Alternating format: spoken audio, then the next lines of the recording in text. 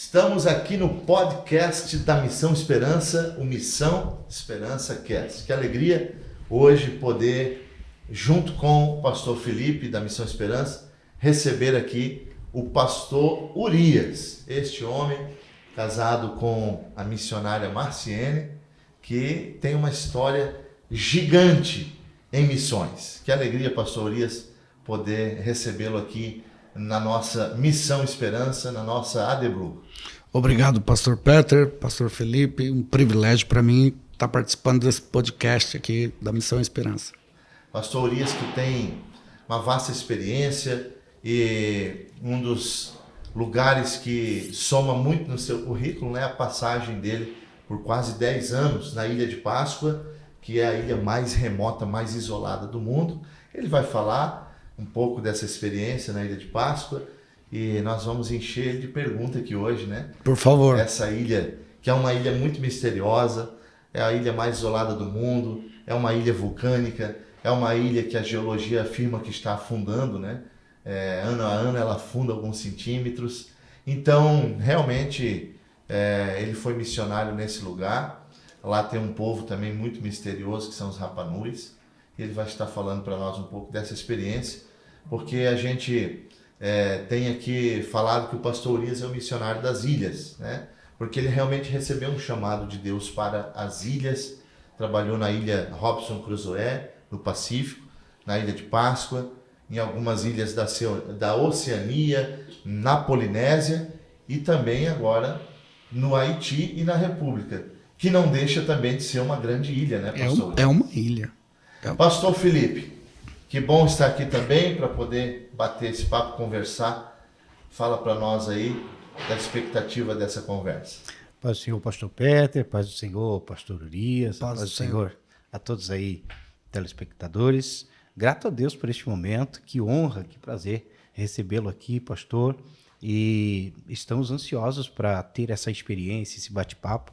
Tem muita coisa que, né, o público gostaria de saber, né? Eu escrevi algumas perguntas aqui que eu gostaria de fazer para o senhor. Estou muito honrado em poder fazer essas perguntas. Estou ansioso pelas respostas também, né? Com certeza inspirada por Deus e situações que o senhor viveu aí no campo missionário. Podemos fazer a pergunta, pastor? Claro. A primeira pergunta que eu queria fazer, né, e depois a gente vai discorrendo outras, mas quando que o pastor teve o chamado para a obra missionária e como foi isso? Como que o senhor sabia que era um chamado específico em se envolver em missões? Obrigado pela pergunta, pastor Felipe. Uma honra para mim estar aqui respondendo essas perguntas importantes. Uma pergunta muito importante para também dar a entender a algumas pessoas que têm chamado, para eles identificar o chamado deles. O meu chamado eu recebi na cidade de Foz do Iguaçu, no estado do Paraná, ali, fronteira com Paraguai e Argentina. Foi no ano 1998. Deus me deu um forte chamado para missões, para ser missionário. Na minha experiência pessoal, o chamado missionário dentro de mim foi um desejo ardente por ganhar almas, por pregar o evangelho. E eu posso contar um testemunho, uma experiência que vai ajudar eu a explicar e a entender o que é o chamado missionário e como eu identifiquei que era um chamado missionário.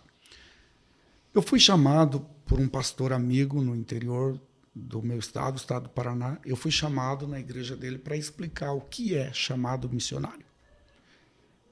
De tanto pregar lá, cada vez que eu venho no Brasil, quase todas as vezes que venho no Brasil, eu visito a igreja dele, um grande amigo meu. E ele falou para mim: Urias, de tanto você falar de chamado missionário aqui, a igreja quer saber o que é chamado missionário. Você pode vir aqui explicar o que é chamado missionário? Então, pastor Peter, eu pensei, fácil, muito fácil explicar o que é um chamado missionário. Então eu comecei a meditar à luz da Bíblia, nós encontramos a palavra chamado, escolhido, ungido, separado, vocacionado, eleito.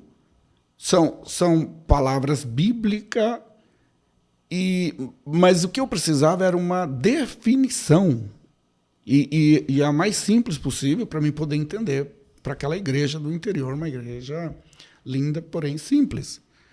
E eu me lembrei de algumas biografias que eu li de missionários. Eu li a biografia de Morrison na China. Foi um grande missionário na China. Heróis da Fé, quem não leu Heróis da Fé? E tantos outros livros de missionários. E eu procurei na minha memória e não encontrei uma definição para chamado missionário. Então, eu recorri ao recurso infalível, ao Espírito Santo.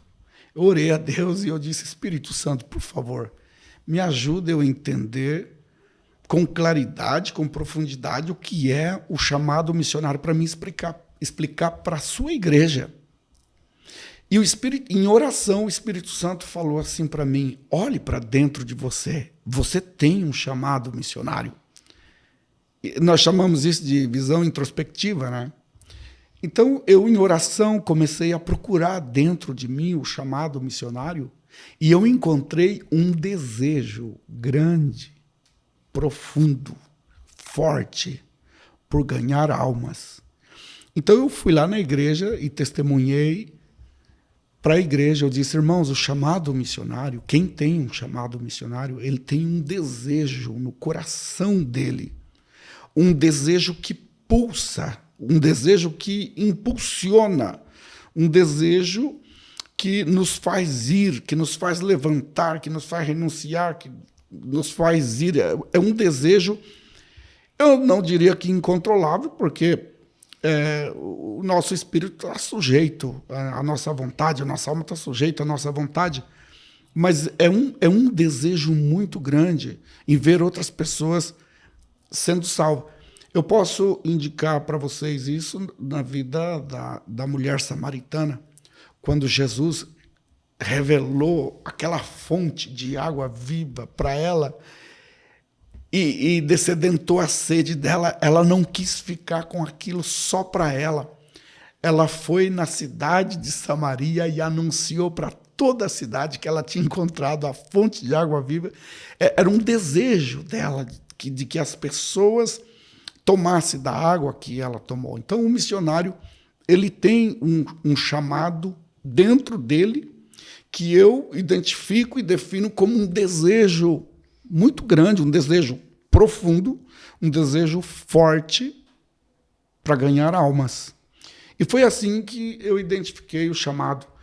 Mas também aconteceu outras coisas na providência de Deus. Uma delas foi que no ano 1998, o ano da minha conversão, ou reconciliação, porque eu sou filho de pastor, mas eu fui pródigo por 11 anos, dos meus 13 aos 24 anos.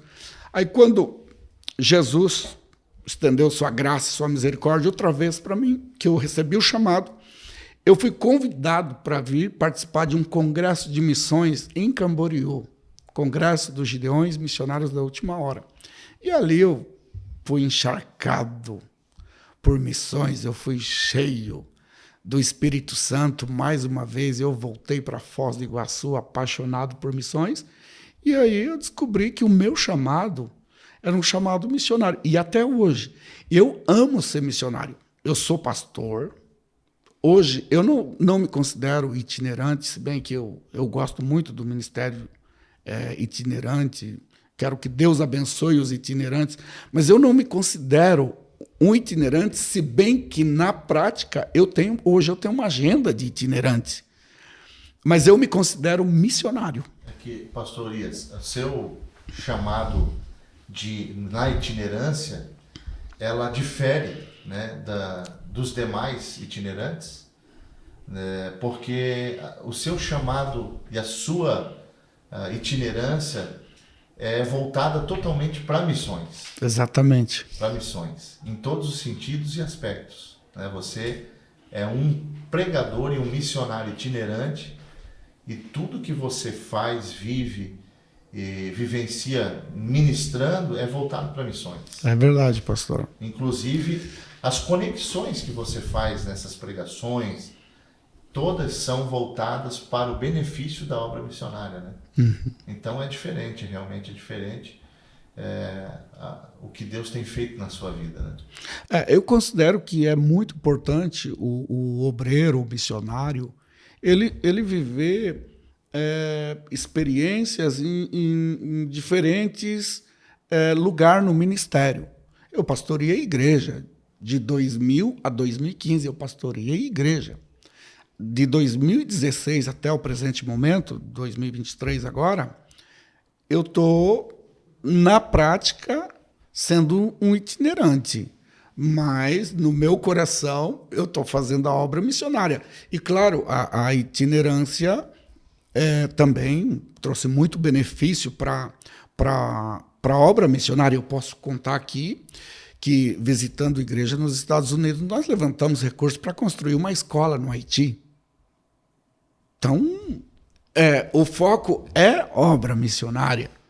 Ainda que, na prática, hoje eu estou exercendo um ministério itinerante, mas o objetivo, o foco ainda é missão, é obra missionária. Construímos templo no Haiti, casa pastoral, construímos templo na Ilha de Páscoa, que foram... claro que o templo na Ilha de Páscoa, 90% foi com recursos que foi enviado pelos Gideões Missionários da Última Hora, mas outras partes foi de igrejas também que visitamos apresentando os projetos. Então, sendo itinerância, o ministério missionário, a finalidade é ganhar almas, é missão. É missão. Pastor, mas depois que o senhor teve o chamado lá em 98, né, em Foz do Iguaçu, né, entendeu, foi chamado, o senhor iniciou esta obra. Qual foi o primeiro trabalho missionário? Em que país? O senhor tem lembrança do primeiro trabalho missionário? Como foi? Né, como que o senhor teve uma experiência inicial nesse trabalho? Eu tenho. E como eu gosto de falar disso, pastor Felipe, você, o pastor Peter, só faz pergunta interessante para mim que eu gosto de responder. Olha, primeiro que eu estava orando a Deus, ajoelhado, orando, e Deus mostrou numa visão todas as portas que eu conheço, porta de madeira, de vidro, porta metálica. Na minha visão, na visão que Deus me deu, essas portas estavam se fechando, e se fechava com muita velocidade e força. As portas batiam. Eu me lembro de ver as portas se fechando. Em oração, eu perguntei para o Senhor, eu disse, Senhor, o que é isso? E Deus falou para mim, eu estou fechando as portas do trabalho material para você. Você vai trabalhar para mim, eu vou te alimentar, eu vou te vestir e você vai morar onde eu mandar. E a empresa que eu trabalhava, que era uma empresa de alimento, Foz do Iguaçu, ela faliu. Faliu. Então, eu comecei, na época, né, não tinha internet. A internet chegou para nós aqui no Brasil, acho que estava chegando naquela época, né? Foi de 2002, por aí, né? Que chegou. Então, na época, era tudo currículo. Tinha discada, aquela internet discada, né? Nos anos 90, ali, no final da década de 90. Aham. Tinha aquela internet discada, né? Mas internet mesmo com força foi chegando bem depois. Então, eu saía entregando currículo. Eu saía pessoalmente entregando currículo nas empresas procurando trabalho. E não tinha, não encontrava. E um dia eu saí com a minha carteira de trabalho, né? Saí com a minha identidade, a pé. Eu morava na casa do meu irmão mais velho naquela época. Eu saí para procurar emprego. E eu me lembrei que no culto o pastor tinha falado, irmãos, nós vamos começar a construir o templo e nós precisamos de voluntários.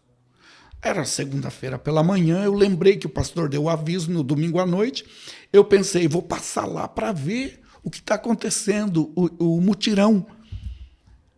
E quando eu cheguei, o diácono irmão José em memória. Jesus já levou ele para a eternidade. O diácono, irmão José, me recebeu e disse, você é o guardião da construção. Falei, o quê? Ele falou, você é o guardião da construção? E eu sem saber o que estava acontecendo. E ele chamou o pastor José Renascer, que hoje é meu amigo, pastorei em Foz do Iguaçu ainda, um grande servo de Deus. Ele disse, pastor, aqui está o guardião da construção. O pastor José falou, então traz ele aqui. Ele me levou diante do pastor José Renascer. Eu era novo convertido na época, né? Ele não me conhecia direito, mas sabia quem eu era. Aí o pastor José Renascer olhou para mim e falou, você é o guardião da construção? Eu disse, sim, sou. Ele perguntou, você tem cama? Eu falei, tenho. Tem fogão? Tem. Onde está? Eu falei, está na casa do meu irmão. Ele disse, vamos buscar. Aí o pastor me levou na caminhoneta dele, buscamos esses móveis. Eles construíram naquele dia um barraquinho de madeira para guardar cimento, cal, as ferramentas, e colocaram a minha cama e o meu fogão ali. Eu fiquei 6 meses dentro daquele barraquinho, cuidando da construção do Templo do Curitibano 3, em Foz do Iguaçu. Amém. Foi o meu primeiro trabalho ali, local. Depois eu decidi ir para uma cidade chamada Diamante do Oeste, está ali no oeste do Paraná, porque os meus pais moravam lá na época. E o pastor Edmundo Rodrigues, parece, ele foi na casa do meu pai e disse, irmão Urias, eu estava orando e Deus falou para mim que ele te deu um chamado e eu quero que você assuma um trabalho, um ponto de culto em 2 Vizinhos. Tem uma cidade no Paraná que se chama 2 Vizinhos, mas esse 2 Vizinhos não é a cidade. Esse 2 Vizinhos era um sítio. Era ou seja, era uma estrada, a estrada 2 Vizinhos, e ali tem vários sítios. E não chega a ser um vilarejo, é vários sítios, os irmãos moram longe uns dos outros. Mas ali tinha um culto. E eu fiquei responsável por aquele culto. Fiquei responsável. Eu andava 9 quilômetros a pé para ir no sítio, dirigir o culto toda quarta-feira, e 9 quilômetros para voltar. Eu ia à tarde, chegava lá quase na hora do culto, fazia o culto, aí eu posava lá na casa dos irmãos e voltava no outro dia. Então, ali foi também um dos primeiros trabalhos que eu fiz. E Deus abençoou grandemente aquele trabalho, lá na estrada, 2 Vizinhos. E depois que eu participei do congresso aqui dos Gideões, eu escrevi uma carta para o pastor Cezino Bernardino, porque quando eu vim no congresso, eles entregaram para nós uma informação para quem quisesse se tornar sócio contribuinte, tinha que preencher um formulário e entregar ali para eles. Eu levei aquele folder, eu levei aquela informação dentro da minha Bíblia, e lá, quando eu encontrei aquele papel, peguei o endereço, escrevi uma carta a punho para o pastor Cezino, e ele respondeu a carta datilografada. Ele falou assim na carta, eu memorizei a carta. Ele disse assim, paz do Senhor, irmão Urias, é lindo saber que você tem um chamado, mas, porém, no momento não temos espaço físico no estágio, que é um seminário, para te receber. Mas você espera um tempo mais e volte a entrar em contato comigo. Nos Laços do Calvário, pastor Cezino Bernardino. Ninguém acreditava que ele respondeu a minha carta, mas ele respondeu. Eu fiquei 8 meses orando e jejuando e voltei a escrever para ele e ele respondeu. Ele disse, agora temos espaço físico para te receber aqui no estágio, porém, só te recebemos aqui com a recomendação do seu pastor. E eu fui recomendado pelo pastor Plácido Corrêa, em memória também, aqui para os Gideões, e aí logo já fui enviado para fora do Brasil no ano 2000. E o meu primeiro campo aí foi a Ilha de Páscoa, fora do Brasil. Amém. Esse tempo na Ilha de Páscoa, o senhor acha que foi a maior experiência nesse campo missionário? Quando que foi? Qual foi o lugar, o país de maior experiência durante esse tempo servindo na obra missionária? Com certeza, a Ilha de Páscoa, né? A Ilha de Páscoa, eu fui missionário lá em 2 etapas, de 2000 a 2002 e de 2008 a 2015. Então, foi o campo onde eu estive mais tempo E então eu vivi uma experiência mais profunda, uma experiência mais forte, mais poderosa, foi Ilha de Páscoa. A Ilha de Páscoa impactou muito nossas vidas, nosso ministério, nosso chamado. E resumo dizendo assim, muito enriquecedor, muito enriquecedor. Eu louvo a Deus pela oportunidade que Ele me deu de ser missionário em muitas ilhas, mas com muito carinho, eu digo, né, muito carinho por todas as ilhas e os campos que eu passei, mas Ilha de Páscoa é a pérola do Pacífico, né? Vocês podem imaginar, pastor, uma igreja na Ilha de Páscoa. Tem uma igreja hoje na Ilha de Páscoa com um pastor nativo, Rapa Nui. Tá? Eu falei aqui na conferência que eu considero que a obra missionária tem 3 etapas principais. Tem muitas etapas, né? Mas eu considero 3 em especial, 3 mais importantes, podemos dizer, o principal. Primeiro, a evangelização, porque a gente chega num lugar, no caso de Ilha de Páscoa, nós fomos implantar uma igreja. Então, a evangelização, começa com a evangelização. Aí, a evangelização, Jesus salva, porque se pregamos que Jesus salva mesmo. E Jesus salva a alma, se forma um rebanho, um grupo de pessoas. Então, aí vem a necessidade de formar uma igreja. Estamos implantando uma igreja. E a construção de um templo consolida a obra no lugar. Aí está plantada a igreja. Aí vem a terceira etapa, que é a formação de líderes local, líderes nativos. E essas 3 etapas foram alcançadas pela graça de Deus na Ilha de Páscoa. A Ilha de Páscoa está evangelizada e continuamos evangelizando a ilha. A Ilha de Páscoa ganhou uma igreja que foi implantada lá por misericórdia de Deus. Nós trabalhamos nessa implantação e hoje a Ilha de Páscoa tem um pastor nativo, Rapa Nui. Amém. Deixa eu só complementar dizendo assim para vocês que é muito importante isso para a ilha, considerando que a ilha ela tem uma tribo indígena. Tá bem falar assim, indígena? Uma tribo indígena. Nativos, né? Nativos, eles são índios. Então, eles não têm... É importante ressaltar que esses índios daquela região do mundo, eles não têm a característica dos índios da América do Sul. Não, são diferentes, eles são polinésicos. Eles têm né? uma outra característica, uma outra cor de pele e uma outra aparência. Né? É verdade. Então a gente chama índio para que as pessoas entendam, né, que são nativos, né? Sim, mas eles também se consideram índios. Fala intio. Eu sou intio. O intio. Eles são índios. Mas o que eu estava querendo explicar aqui é que para uma tribo de índio ter profissionais como, por exemplo, hoje tem o governador da ilha. A última vez que eu estive lá era uma governadora. Ela é Rapa Nui. O prefeito, o Petero Edmond, ele é Rapa Nui. Aí tem advogado Rapa Nui, tem médico Rapa Nui. Tem um piloto de avião que trabalha para a Latam. Rapa Nui. E tem um padre que não mora na Ilha de Páscoa. Ele mora nos Estados Unidos, mas ele é Rapa Nui. Quando ele vai para a Ilha de Páscoa, é um avivamento, porque um padre Rapa Nui, o padre lá local, ele é chileno. Então, faltava um pastor Rapa Nui. Quando Deus levantou e apresentou para a Ilha de Páscoa um pastor Rapa Nui, foi uma alegria naquela ilha, uma alegria muito grande, porque para eles, na cultura, é muito importante que se levante pessoas assim que se destaquem na sua especialização, onde ele atua. E Deus levantou o Robson Stepano como pastor. Então, para nós aqui, não sei se seria a melhor expressão dizer que é quase comum consagrar pastor. Mas consagrar um pastor na Ilha de Páscoa é só Deus. Amém. Só Deus para levantar, só Deus para ter feito o que ele fez lá.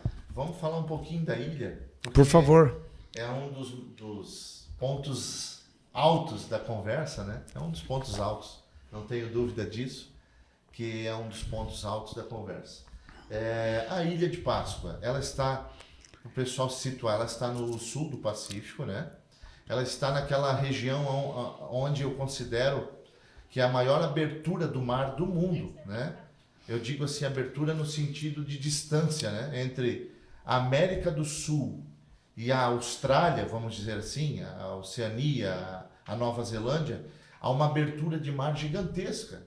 Se for atravessar isso de avião, são mais de 15, 20 horas de avião.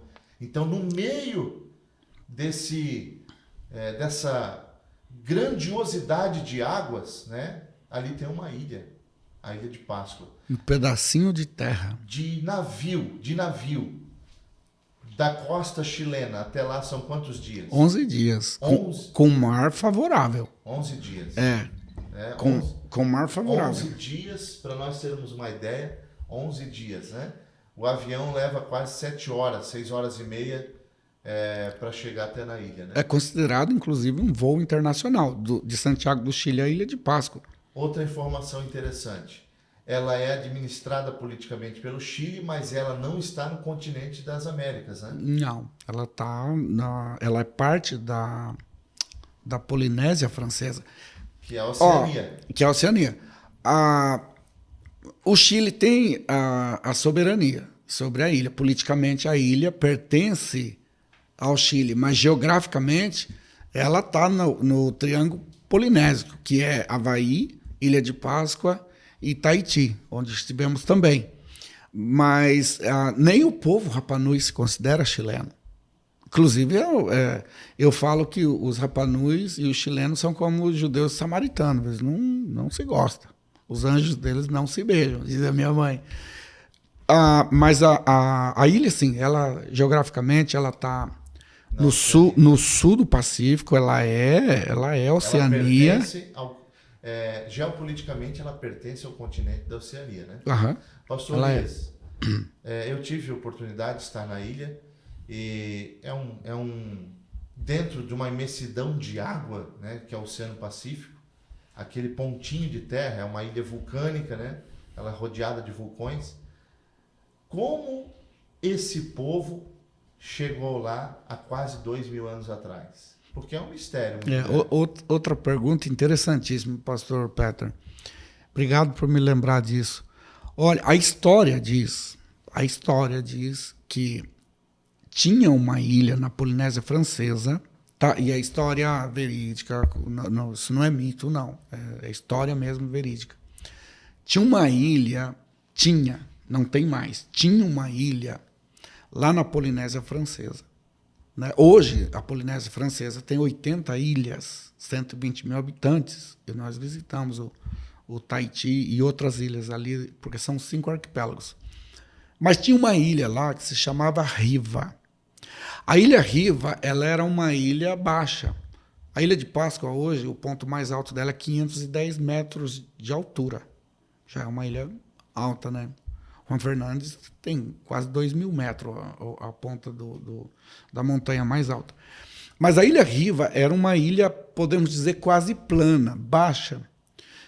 E quando subia a maré, quando subia o nível do mar, como que fala aqui em português? A maré, né? Maré. Quando subia a maré, ela passava por cima da ilha.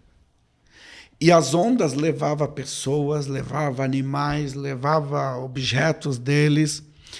Então, eles entenderam que a ilha estava afundando. E vocês sabem que hoje tem ilhas que estão afundando? Sim. Honolulu, por exemplo, no Havaí, ela está afundando. Ela afunda alguns centímetros por ano. Depois eu vou falar da Ilha de Páscoa afundando, porque isso é comprovado cientificamente, que a Ilha de Páscoa também está afundando, mas eu vou explicar aqui o porquê. Primeiro eu vou falar aqui, responder a resposta do pastor Petra.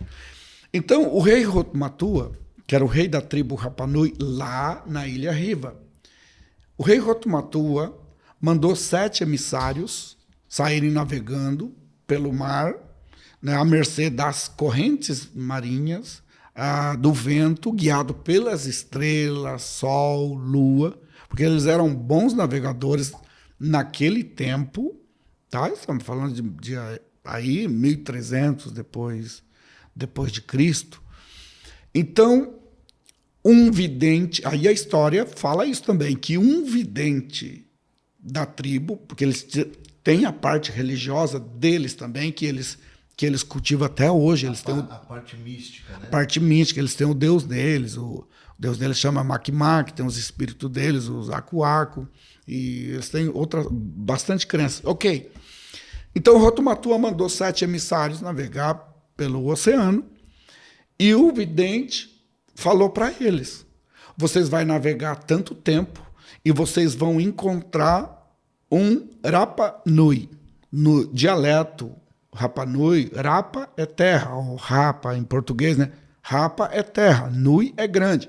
O vidente falou: vocês vão encontrar uma terra grande, uma ilha grande, comparando com Riva, porque Riva era minúscula e estava afundando. Então, Ilha de Páscoa para eles é grande, para nós é pequena, tem 18 quilômetros quadrados. A ilha tem 18 quilômetros de comprimento, né, de extensão, 3 quilômetros de largura na parte mais estreita e 10 quilômetros na parte mais larga, o que faz da ilha triangular.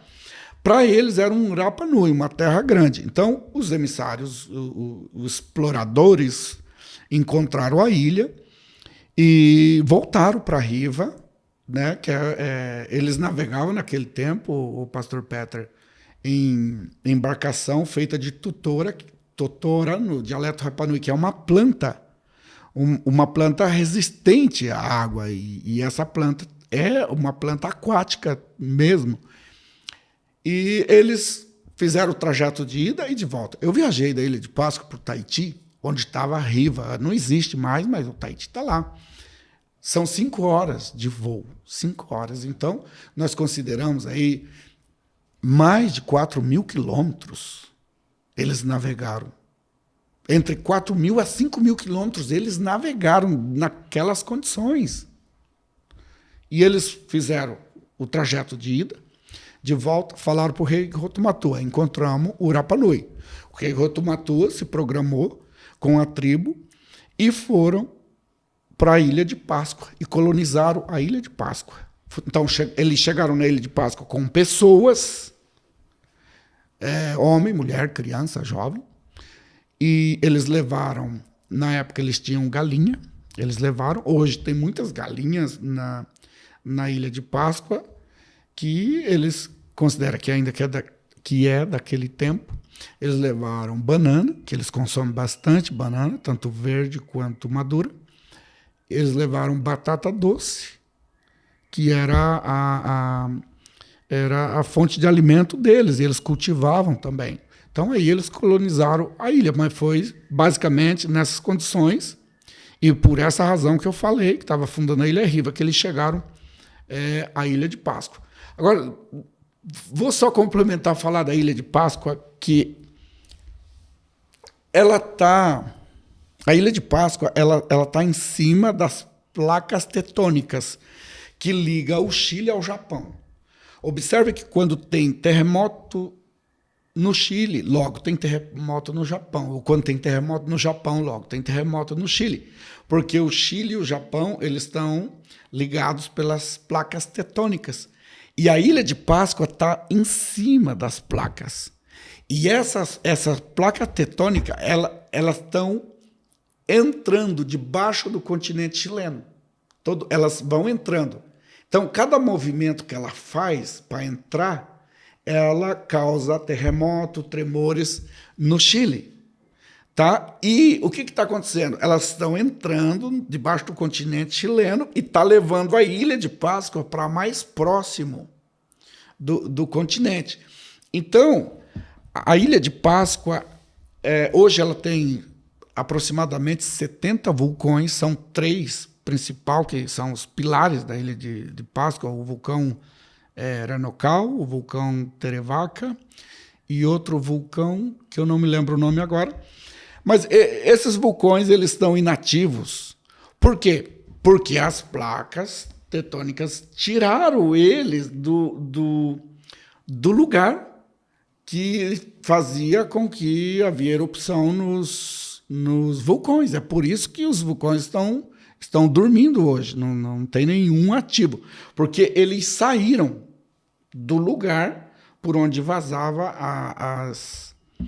as larvas, né? E causava erupção. Agora, isso faz com os movimentos da placa, isso faz com que a ilha vai afundando centímetro por centímetro. Então, cientificamente, se considera que a Ilha de Páscoa vai desaparecer. Além disso, os cientistas também dizem que a Ilha de Páscoa ela tem o formato de uma taça. A taça ela é fina embaixo e larga em cima.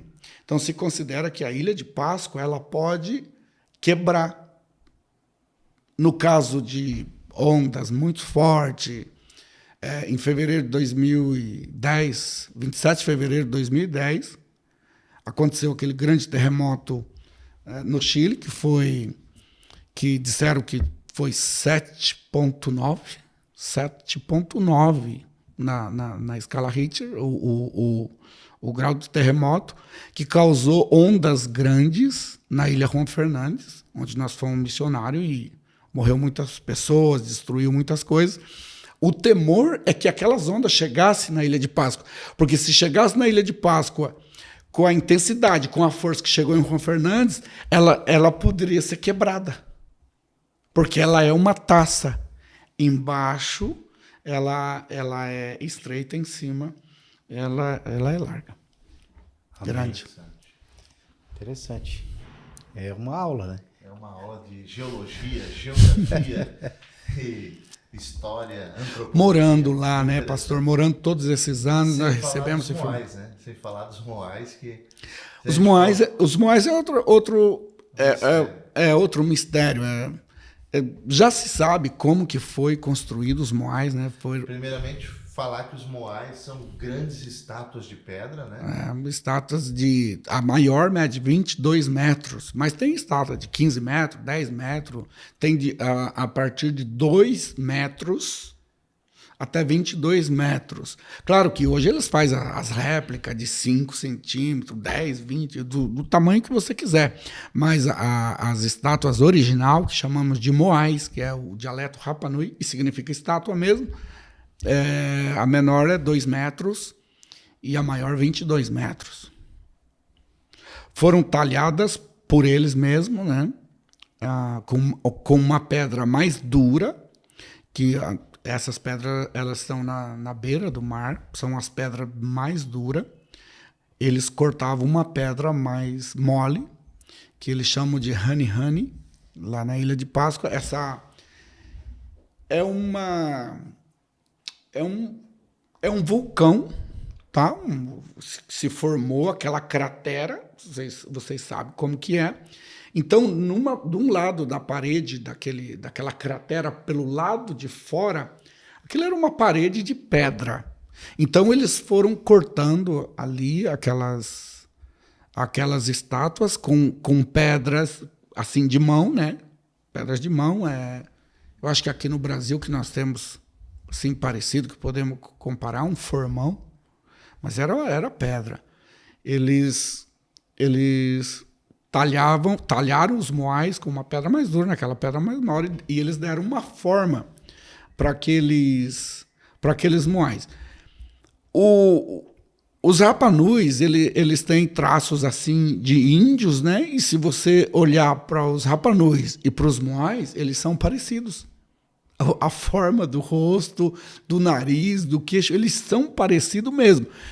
E tem umas estátuas que tem uma pedra na cabeça que alguém fala é o chapéu do Moai. Não é o chapéu. Aquela pedra que está na cabeça daquela estátua, daquele Moai, é chamado de pucal. Pucal não é chapéu. Pucal é o cabelo do índio amarrado. Não amarrado aqui para trás, mas junta aqui em cima e amarra ele aqui em cima e fica um pucal, que é aquelas pedras que estão em cima dos Moais. Outro mistério foi a forma com que eles transportaram aqueles Moais. Porque esses Moais, né, sendo de pedra, pesam 50 toneladas, 60 toneladas, 30, 20 toneladas. Então, como que eles transportaram? Existem 3 teorias. Uma teoria é que eles transportaram como foram transportadas as pedras das pirâmides no Egito, que foi arrastando em cima de pedras pequenas. Só que a pedra que é feita aos moais, ela é uma pedra relativamente mole. Então, ela se arrastar ela em cima de outras pedras, ela desgasta. Então, eles falaram, não, é que colocava tronco de eucalipto, tronco de palmeira, de coqueiro, né? Para ir rolando em cima dos troncos. E não há evidência de que havia árvores grandes na ilha com troncos. Alguém fala, mas existiu palmeira. Olha, hoje na ilha tem eucalipto, tem pinos e hoje tem palmeira. Mas foi levado do Tahiti para Ilha de Páscoa em 1888, quando o Chile descobriu a Ilha de Páscoa, e por isso que pertence politicamente ao Chile. O exército chileno levou eucalipto, levou pinos, levou... As palmeiras foram do Tahiti, a maioria, mas também foi do Chile. Então, essa vegetação mais grande, como árvores na Ilha de Páscoa, isso é novo. Então, não tinha. Aí se descarta a teoria de que foi levada rolando em cima de pedrinha pequena, porque desgasta, em cima de tronco, porque não tinha. Tá? Aí existe outra teoria, que foi usada por Kevin Costner no filme que ele gravou na Ilha de Páscoa, o filme Rapa Nui, está no YouTube. Essa teoria é de que os moais eles eram talhados originalmente mais grandes do que o pedido. Um exemplo. Quem pedia as estátuas, os moais, eram reis, príncipes ou sacerdotes. O povo comum não podia ter um moai. Ele não podia pedir para talhar um moai. E era muito trabalho também. Então tinha que ser um rei, um príncipe, ou mínimo um sacerdote, para que também tivesse recursos e pessoas para trabalhar. Então, um rei ou um príncipe ou um sacerdote pediu uma estátua. Eu quero uma estátua de 15 metros. Então, os talhadores talhavam uma estátua de 20 metros e levava ela assim, como que caminhando. Eles talhavam com 20 metros para que quando chegasse no lugar onde tinha que deixar, ela tivesse com 15 metros, porque ia gastando. Tá? Essa teoria foi aceita por Kevin Costner, ele fez o filme, mostra que foi assim que levaram os moais, mas também para os nativos rapanuis é descartada essa teoria, por quê? Porque uma estátua de 15 metros, para você levar ela assim, como que caminhando, girando, né? Você tem que dar equilíbrio para ela. E para dar equilíbrio, você teria que ter cordas amarradas em cima, lá na cabeça, no pescoço, e cordas grandes, longas, e cordas fortes para a estátua não cair. E cordas da onde? Do quê? Existe uma planta até hoje lá que se chama marrute. Com a casca do marrute se fazia a roupa deles. Hoje eles fazem ainda assim para artesanato isso. Então alguém fala, foi feito cordas do marrute. Então é descartado, porque o marrute é uma planta baixa, uma planta pequena, é um arbusto praticamente. Então não daria suficiente para fazer cordas grandes e fortes para transportar os moais. Aí alguém falou, não, é que as cordas eram feitas dos cabelos dos rapanuis, porque as linhas de pescar no começo, quando não tinha anzol, quando não tinha linha, hoje de nylon, as linhas, sim, para eles pescar, era feito de cabelo. Do cabelo deles, eles faziam a linha. Com osso, ou com madeira, ou com pedra, eles faziam anzol para pescar.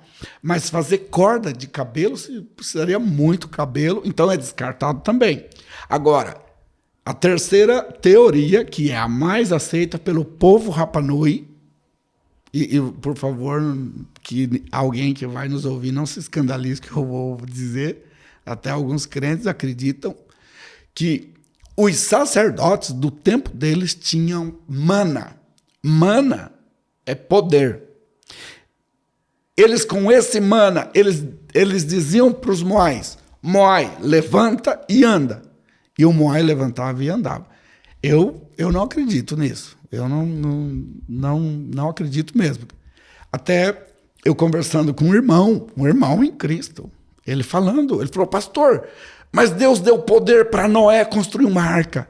Que recurso tinha Noé? Isso e aquilo. Eu falei: mano, Deus deu recurso para ele, Deus proveu. Aí, faz parte de toda a cultura mística do é verdade. Do povo. Não, tem muito misticismo lá. Mas é interessante, quem está nos assistindo, tiver curiosidade, vai no YouTube e digita aí os Moais da Ilha de Páscoa. São muitos os mistérios. Eu tive a oportunidade de estar na ilha e a gente vai para lá. Eu fui para pregar, né? Fui fazer uma cruzada. E a gente vai para lá achando que vai tirar algumas dúvidas vão sair da nossa cabeça. Questão dos vulcões, daquelas estátuas de pedra, como esse povo chegou lá. E chegando lá, os 2 maiores mistérios, né, que eu fui e identifiquei na ilha, fiz o trabalho, pregamos, vidas se converteram, depois eu fui conhecer a ilha. Os 2 maiores mistérios, né? E quando eu voltei com mais dúvida ainda. Você vai para lá achando que vai desvendar os mistérios, que as suas dúvidas vão acabar, e quando você volta de lá, você volta com mais dúvida ainda.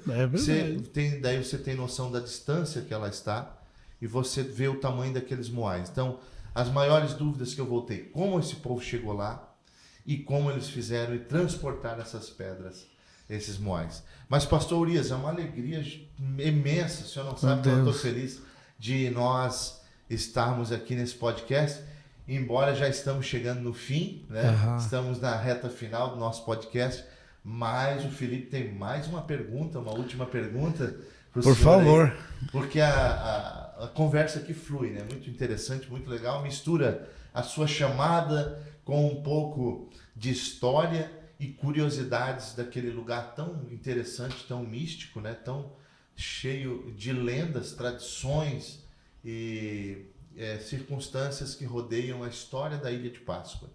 E eu louvo a Deus porque a igreja brasileira fez missão e faz missão. Glória a Deus, porque hoje já tem missionário nativo, e eu acho que esse é o grande objetivo da missão, é quando a gente chega naquele estágio de ter o templo e ter um missionário nativo. E hoje isso já aconteceu, mas aqui está o homem, diante de nós está o homem que foi a pessoa que começou a evangelização na Ilha de Páscoa. Mas tem mais uma pergunta aí, né, pastor Felipe? Essa missão transcultural é um grande desafio, né? Qual foi para o pastor esse grande desafio? Qual foi o maior desafio? O senhor tem lembrança desse desafio, né, de ter que aprender a cultura, saber como chegar, né? Hoje o senhor tem um conhecimento bem profundo com relação a este tempo que esteve na Ilha de Páscoa, e eu gostaria de saber, né, qual foi a maior dificuldade, como que o senhor conseguiu superar essa dificuldade na obra missionária, nessa cultura diferente, nova cultura nesse ambiente. Outra pergunta interessantíssima, Felipe, obrigado. Tivemos muitas dificuldades na Ilha de Páscoa, enfrentamos muitas barreiras cultural. Uma delas foi o que o pastor Peter já mencionou aqui, o misticismo lá é muito forte, e eu quero agregar outra coisa aqui e dizer que ainda tem o paganismo na ilha. A tribo é uma tribo pagã. Eles têm o Deus deles. O Deus deles, eles têm uma figura do Deus deles, que eles chamam de Makmak. O Makmak, ele é a mesma figura do Deus egípcio, o Ra. É o Deus Sol, não é? Uhum. É a cara de um sol. Eu falava assim, parece uma abóbora, porque é uma cara redonda. A gente vê isso lá, os petroglifos nas pedras, a gente vê nos desenhos deles, nas tatuagens, porque tem muitas tatuagens tribal. Então, essa barreira nós enfrentamos e os espíritos deles também. Agora, como chegar com o evangelho sem chocar, sem ter um choque cultural, tá? Porque eles têm o paganismo deles e isso é religião, mas também está atrelado à cultura deles e o cuidado que o missionário deve ter para não sofrer um choque cultural. Então nós recebemos uma graça de Deus para ser missionário transcultural. E como pregou o pastor aqui ontem, pastor Cleberson, né? Com sabedoria nós ganhamos almas. Então Deus deu graça, Deus deu sabedoria para nós chegar lá sem sofrer um choque cultural. O que eu fiz? Nunca ataquei a religião deles. Nunca. Nunca preguei contra Mac-Mac. Nunca preguei contra os Aku-Aku, que é os espíritos deles. Nunca preguei contra aquela estátua. O que eu preguei? Jesus Cristo. Amém. Eu preguei a Jesus Cristo. E Jesus, ele ia confirmando a nossa pregação. Jesus ia trabalhando na vida deles, transformando a vida deles, perdoando os pecados deles. E eles viram que Jesus, ele é mesmo o Salvador, de fato, porque causou uma mudança na vida deles, uma transformação na vida deles. E o Mac-Mac é só uma crença num Deus que não existe, que não tem o que o Evangelho tem, que o cristianismo tem, que Jesus tem, que é o amor. Uhum. O Mac-Mac nunca deu amor para eles. Jesus deu amor para eles. Uhum. O Mac-Mac nunca perdoou os pecados deles. Jesus perdoou os pecados deles. Mas, olha, eu tenho uma frase de Martim Lutero que eu gosto muito e eu tomei para a minha vida. Martim Lutero, que protestou contra os erros, né, da igreja tradicional, católica. Martim Lutero disse: prefiro investir o meu tempo com a verdade, ou investir o meu tempo na verdade, que perder o meu tempo com as mentiras. Então, eu percebo que ele evitava ter choques também, porque causa feridas, desgasta, espanta as pessoas, mas quando nós pregamos Jesus Cristo, a graça, o amor, sem ferir a religião deles, sem tocar neles, nós somos aceitos. Foi essa primeira barreira que Jesus ajudou nós, o Espírito Santo ajudou nós a traspassar essa barreira, que missão é isso, missão transpassa barreiras. A barreira cultural deles também, eles têm uma cultura muito forte, uma cultura que eles zelam por ela, eles não querem mudar, e eu nunca pedi também para que eles mudassem. Eu sou crente da Assembleia de Deus, meus pais são pastores, eu dormia debaixo dos bancos, eu me lembro dos corinhos que aprendi quando eu era criança. Aí eu vou daqui para a Ilha de Páscoa evangelizar uma tribo indígena, eles têm os cabelos compridos, você pede para um índio cortar o cabelo, ele vai embora, nunca mais olha para você. Então eu comecei a evangelizar aquele povo e olha, Deus pôs amor no meu coração pela cultura deles. E eles pensavam que eu ia exigir alguma coisa deles, porque, uma história aqui. Um padre católico, e eu não falo isso para ofender nenhum irmão ou amigo nosso católico que ouvi isso aqui. Isso que é história, você pode procurar, você pode ouvir. O padre Sebastian Engler, não me lembro agora se ele era holandês ou inglês, mas ele chegou na Ilha de Páscoa também em 1800 e pouco, né, depois que o Chile descobriu, aí começou a chegar ingleses, holandeses, americanos. Então chegou o padre lá. E o padre chegou E logo condenou, por exemplo, uma competição que eles fazem uma vez por ano, que é a competição do Manutara, que é o homem-pássaro. Era uma competição que homens de cada tribo, porque é outra coisa também que eu devo explicar, que não existe só uma tribo na Ilha de Páscoa. Todo o povo é Rapa Nui, mas existiu várias tribos. A tribo da orelha longa, a tribo da orelha curta. Teve um tempo que chegou a ter 11 mil Rapa Nuis na ilha. E é uma história muito longa, mas enfermidades e guerras e tantas coisas, exterminou, quase dizimou o povo Rapa Nui. Tá? Eles chegaram ao número de 111 pessoas lá.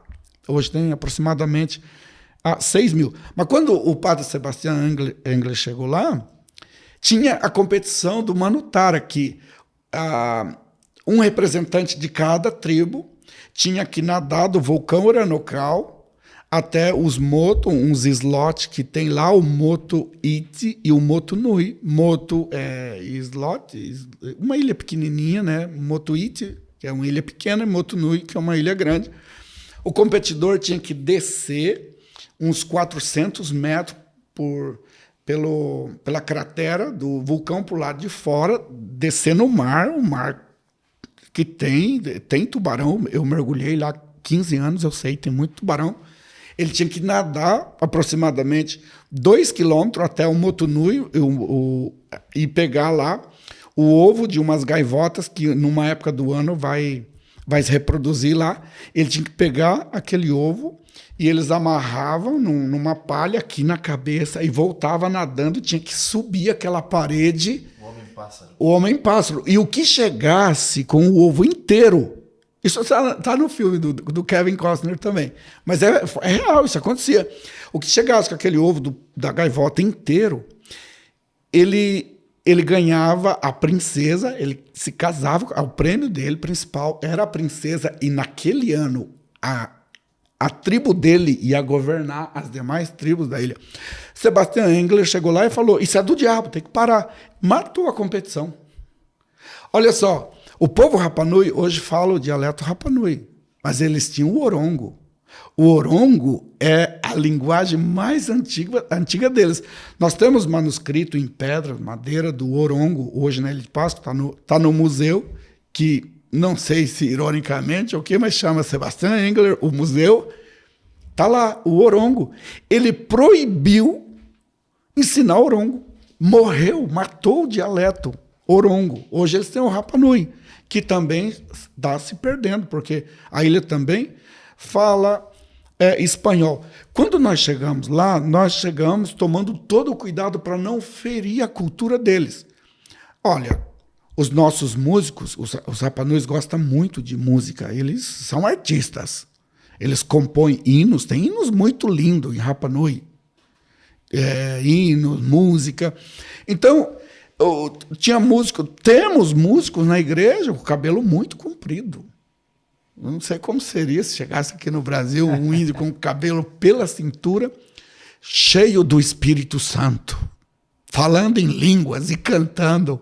Amém. Glórias a Deus. Então, eu falo que o evangelho ele cabe dentro de cada cultura, sem ferir, sem destruir a cultura. Mas foi um grande desafio. Um grande desafio. O meu pastor, em memória, o pastor Cezino Bernardino, ele falava assim para mim: Urias, você está mergulhando muito na cultura Rapa Nui. Eu andava descalço com eles. Eu comia com a mão. Eles apreciam a tripa do peixe. Quem come tripa de peixe aqui no Brasil? Nós comia. Nós mergulhava, saía do mergulho, assim com a mão mesmo, rasga a barriga do peixe, tira a tripa, dá uma limpadinha assim, só aquela limpada básica mesmo, para tirar as algas da tripa do peixe, joga um limãozinho se tiver, e o próprio sal da água do mar já salga e come aquilo ali. Uma delícia. Uma delícia. E eu tive muito tempo acompanhando eles nos mergulhos, na agricultura, sem falar nada. Até que um dia, um deles, o Ruperto Tepano, ele falou assim: sabe, ele sempre ora antes de comer, e nós não. nós devemos orar também. Pastor, você ora por nós. Foi a primeira vez que eles Amém. abriram espaço. E nós começamos a traspassar essas barreiras e chegar ao coração deles. Aí aquela oração, como disse o pastor ali. Senhor Jesus, abençoa essa comida e salva essas almas também. Perdoa os pecados Amém. deles. Escreve o nome deles no livro da vida. Foram desafios que foram superados e eu atribuo isso ao Espírito Santo, à graça de Deus e poderia dizer muitas outras coisas mais. Vou terminar essa pergunta aqui, tem muito mais para falar, mas vou terminar dizendo assim, hoje tem três igrejas evangélicas na Ilha de Páscoa. Uma de um pastor amigo meu, que ele é militar, ele é da Polícia de Investigação. Hoje tem os carabineiros do Chile na ilha, tem os marinheiros, tem a aeronáutica, parte do exército também, porque eles estão cuidando da ilha deles. Então esse pastor, por ser da polícia, ele alberga na igreja deles pessoas dessa área e outras famílias chilenas também. Aí tem uma outra igreja, que é um pastor chileno também, não sei se ele ainda está lá, mas na época um amigo meu, o pastor Estevão, e eles recebem mais pessoas chilenas. Que bom, porque também tem chilenos lá. Mas os Rapanuis estão conosco. Os Rapanuis estão na nossa igreja. E essa é a visão do missionário transcultural, alcançar os nativos. Porque os outros são transitórios. Um carabineiro, um marinheiro, uma pessoa da aeronáutica, ele fica 4 anos na ilha. Depois ele volta. Os médicos, pessoas que vão trabalhar na ilha são transitórios, mas o nativo, ele é o dono da terra e ele fica. Ele pode até sair da ilha, mas uma hora ele volta. Eles são donos da ilha, né? Eles são donos da ilha. Eu tive uma experiência interessante. A gente estávamos na ilha já indo para o avião e nós já tínhamos passado todo o check-in, toda aquela parte de segurança e já estávamos indo... Recebeu o colar de flor? Recebemos o colar de flor e nós já estávamos indo em direção para subir no avião, um avião muito grande. E ali já só podia estar quem já tinha passado por todos os processos, check-in, segurança, conferiu passagem. E de repente uma senhora Rapanui, lá da ilha, ela queria nos dar uma lembrança da ilha, para mim e para o meu pai que estava comigo. Desculpa, eles recebem com um colar de flor e despedem com um artesanato, ou um colar ou algum presente em artesanato. E ela queria nos entregar essa lembrança, mas ela chegou tarde no aeroporto. E nós já tínhamos passado toda... Estava na sala de embarque. Não, nós já estávamos no caminho da pista para subir, porque lá não tem... O avião ele fica estacionado lá. Você tem que subir no meio da pista, né? Você tem que andar uns 100 metros para ir lá até no avião. Anda na pista. Então ali só está quem já passou por todos os processos, conferiu passagem, passou pela segurança, raio-x e já está apto para entrar no avião. E essa senhora, Rapanui, ela chega com o presente atrasada, ela quer nos entregar. E o pessoal da Latam não deixa, o pessoal da segurança do aeroporto não deixa, o pessoal que estava ali no raio-x não deixa ela passar. E ela, numa expressão para a gente entender, ela dá um tapa na mesa e diz: a ilha é nossa, a ilha é minha, eu vou passar. Porque eu sou dona da ilha, eu sou Rapanui. E ela passou. E ela foi lá na porta do avião, entregou o presente. Isso acontece. Isso acontece mesmo. Eu disse: como que a senhora chegou aqui, em espanhol, né? Ela disse: eu cheguei aqui porque a ilha é minha. Mas é verdade, eles são donos. Quando o Policarpo Toro, que foi o comandante do navio que chegou na Ilha de Páscoa, quando descobriram a ilha em 1888, quando o Policarpo chegou lá, o rei era o Atamo Tequena. Então, eles receberam, né, os chilenos, a marinha, lá, o navio da marinha que chegou lá, eles receberam em terra e depois de muito tempo eles fizeram uma negociação. E a negociação foi essa. O Chile declarou que a ilha era deles, e é mesmo. A ilha pertence ao Chile, né? Queiram ou não os Rapanuis. Mas os Rapanuis precisavam também.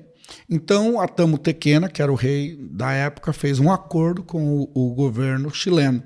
E no momento do acordo, Atamo Tequena, o rei, abaixou, assim, se encurvou até o chão e pegou um punhado, um molho de grama, de pasto, eles chamam de pasto. Ele pegou um molho de grama assim na mão e arrancou e entregou para Policarpo Toro. Disse assim: nós entregamos a soberania da ilha para vocês. Entregou a grama, o pasto para ele. Ele falou assim: mas a terra é nossa. A ilha é nossa. Então isso está inculcado no Rapa Nui desde o ventre da mãe. A ilha é nossa. Muito legal. Muito bom, forte isso aí. Agora, uma coisa que eu quero destacar aqui, eu acho que a gente já está terminando. Eu tenho que falar isso aqui. A ilha é do Senhor Amém. Jesus Cristo. Amém. Hoje tem uma igreja na Ilha de Páscoa porque Deus ama aquele povo. Deus falou com o pastor Cezino Bernardino, em memória, que nos enviou para a Ilha de Páscoa. Mas a ilha pode politicamente ser do Chile, pode por direito ser do povo Rapa Nui, mas a terra e toda a sua plenitude é de Deus. A ilha é do Senhor Jesus Cristo e aquele povo, o povo Rapa Nui hoje bastante cristianizado, mas ainda há muitas necessidades, né, da evangelização e da continuidade da obra. O povo Rapa Nui reconhece que a ilha é do Senhor Jesus Cristo e a ilha, sendo do Senhor Jesus Cristo, ela também é um campo aberto para nós ir lá ajudar aquele povo, ajudar aquela igreja. Eu deixo aqui um convite em nome do Senhor Jesus Cristo, em nome do pastor Zilmar Miguel, presidente dos Gideões. Eu deixo o convite para você, pastor Peter, pastor Felipe, pastor Niltinho, pastor Lediel e todos que quiserem e puderem visitar a Ilha de Páscoa, nós os convidamos. Vai ser uma experiência extraordinária, enriquecedora, poderosa. Nós queremos que vocês conheçam o pastor Peter pela segunda vez, né, e os demais ir lá conhecer a obra, ver a igreja. Eu tenho certeza que vocês vão voltar de lá igual o pastor Zilmar, chorando de alegria, porque viu uma igreja Rapa Nui na Ilha de Páscoa. Isso é muito grande, isso é muito poderoso. Vocês vão voltar comovidos, apaixonados pela Ilha de Páscoa. Falar da ilha é gostoso assim, imagina viver uma experiência lá. Olha, termino falando isso aqui. Uma das experiências que mais me impactou lá, pastor Felipe, era quando eu falava para a igreja: vamos cantar. E um grupo de 80 Rapa Nuis ficava em pé e cantava: Aere mai coroa, engarro aere, que o no taitato ite vai orar, te fato penei que era eietu, coiate araere, te parau te amau, ora tato A unção de Deus era tão forte, a glória de Deus se manifesta de uma maneira tão especial naquele lugar que se torna uma experiência poderosa, inesquecível. Eu amo Ilha de Páscoa, eu amo o povo Rapa Nui e vocês ficam convidados para ir lá. Amém. Muito em breve nós vamos inaugurar o 3º templo na Ilha de Páscoa, vocês estão convidados. Estaremos lá, se assim Deus quiser. Amém. Que alegria recebê-lo aqui, pastor Elias. Privilégio para mim. Estar conosco. Vamos para o fim, vamos encerrar esse podcast. Pastor Felipe encerrando, finalizando, suas últimas considerações. Grato a Deus por essa conversa, aprendemos muito, né? E com certeza tem muita coisa a aprender, né? A compartilhar. Estamos aí para até o próximo podcast aí com o pastor Urias. Foi muito bom, tivemos uma conferência por esses dias muito boa, né? E você envolva-se com a Missão Esperança, envolva-se, né, com a gente, compartilhe, né, passe para os amigos aí esse podcast, tem muita coisa a somar, né, e vamos fazer a obra do Senhor. Deus abençoe, pastor. Amém. Deus abençoe vocês. Amém. Amém.